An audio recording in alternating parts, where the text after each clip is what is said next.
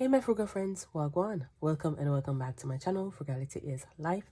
Thanks so much for popping in to another video. Today we're going to talk about 10 things that will help us save more in 2024.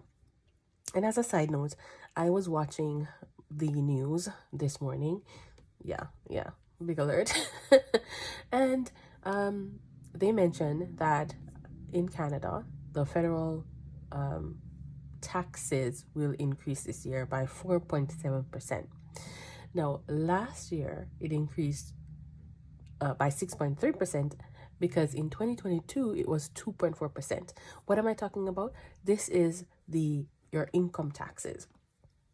So in Canada, our income taxes are paid based on different levels of income. And the CRA, the Canada Revenue Agency, what they do to determine how much tax you'll pay on your income is they use sort of an indexed type of method to look at inflation the year before in order to determine how much tax they're going to charge you on your income for the following year. So this year it's increased by 4.7%. That's incredible because that is a 11% increase on taxes on your income. So we will be seeing lower income. Although you earn more, you will be seeing less hitting your bank account, which is just ridiculous because we are in a high inflationary period.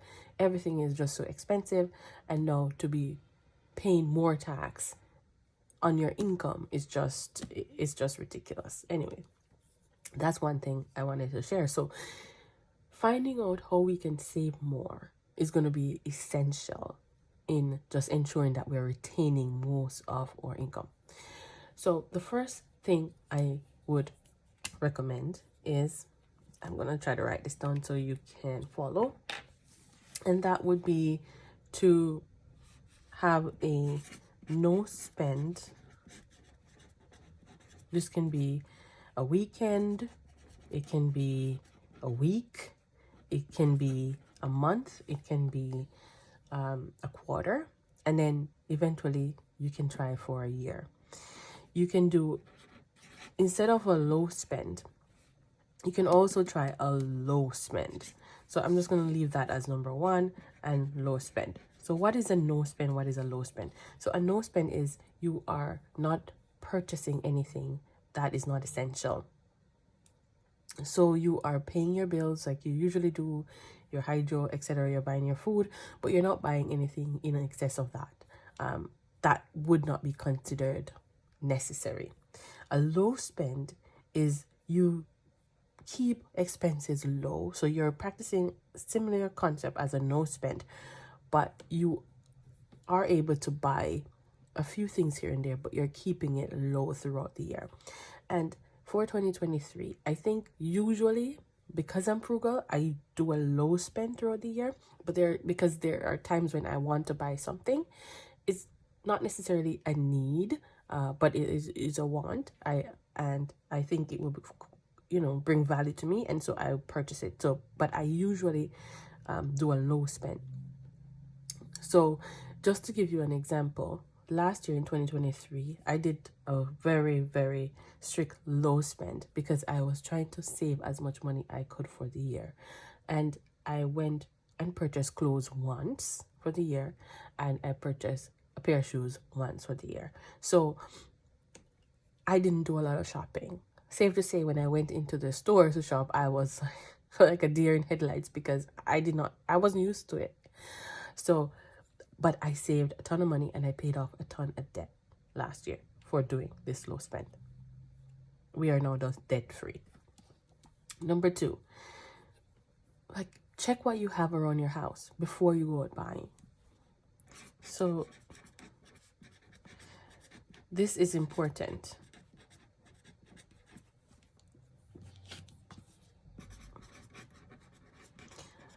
Pardon my handwriting here because I'm writing on a very funny angle so you can see.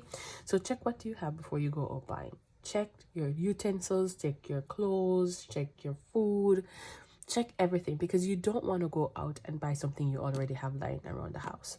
Avoid any sort of impulse buying. this is important because sometimes we buy things out of impulse and we realize, hey, we didn't really need it. Thank God for some countries like North America where you can return things. If you were living in some countries like Jamaica or the Caribbean, things cannot be returned. Like you buy a pair of clothes, a pair of shoes, some clothes, it cannot be returned. It's final sale most of the time. So make sure that before you buy something, and what I usually do to avoid impulse buying is I make a list of the things I need and I let it sit. Because if it's something that I don't need and I want, then I will realize at some point that I didn't really want it, right? So if I want to go on, say for example, if I go on Amazon and I think I want all these things, I add them to my cart and I don't check out. I leave it. I've actually removed my credit card from these online platforms like Amazon, etc. So when I want to purchase something, I have to physically go pick up my card and input it into the platform in order to make the purchase. And by then, I probably figure out, you know what, I don't necessarily need this thing. So I think to avoid impulse buy, add that thing to your cart and leave it for a few days and see if you really cannot go without it. Make sure you are tracking your expenses. You are having a budget that you're sticking to. This is very important. Maintaining a budget so you know what money is coming in and how much or what is going out and on what you are purchasing or spending this money on. That is important. Check your fixed expenses to see if there's any opportunity for a reduction. Have they increased? Can you reduce by negotiating the cost with the provider? Can you change the provider? Can you substitute services? Can you get rid of certain features that exist within this service that you may not be using? Don't feel guilty to skip that lunch, skip that dinner. You don't have to be at every function. The show will go on, as they would say, whether or not you're there. So if you feel like you're obligated to attend certain things that's gonna cost you money, do not feel like that, because you're gonna be the one who is, paying the bills and paying your bills at the end of the day. So if you feel like you cannot afford it, skip it. Make sure you check for sales when you're buying anything, or buy in bulk. If bulk suits your family more, check and buy in bulk, because sometimes buying in bulk is way cheaper. You can buy shampoo, conditioner, detergent, those things in bulk that will probably save you. And don't feel bad about adding water to things. I add water to my dishwashing liquid all the time to stretch it out. Any sort of repairs you can do around your house, do it yourself. This will save you a lot of money. And for any repairs that you think, it's simple enough, but it's a larger task. For example, I have some friends who wanted to rip up their flooring and and replace it with new flooring. And to rip up the demolition part of it was going to cost them thousands of dollars. And what they did, they ran down to their Home Depot and they rented the equipment and they ripped up the flooring itself. It's demolition. You cannot go wrong with destroying the floor. So they did it themselves, and then the professionals came in and then they laid down what they need to lay down, and they saved a ton of money that way. The other thing, so rent machines, right? Rent machines to help you with other repairs.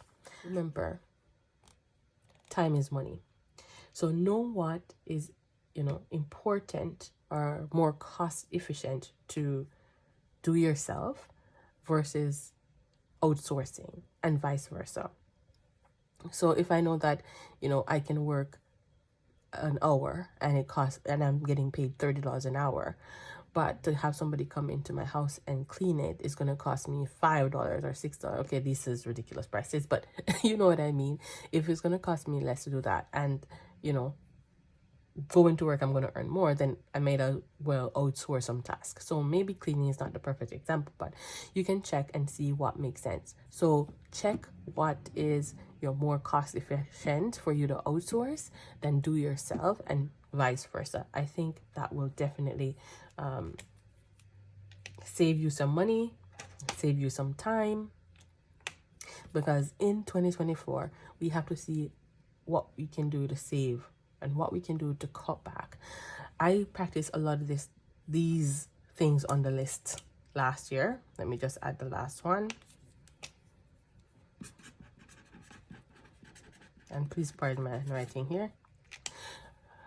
But yeah, I practiced a lot of these things last year and I was able to save a lot of money. So in 2024, I will be continuing to make use of this list of things and add new things as they come up in order to see how I can hold on to my money and save more, because we don't know what this year is going to bring. But one thing we know for sure, if you live in Canada, you're going to be paying more when you earn more. Thank you so much for watching. I hope you found value in this content.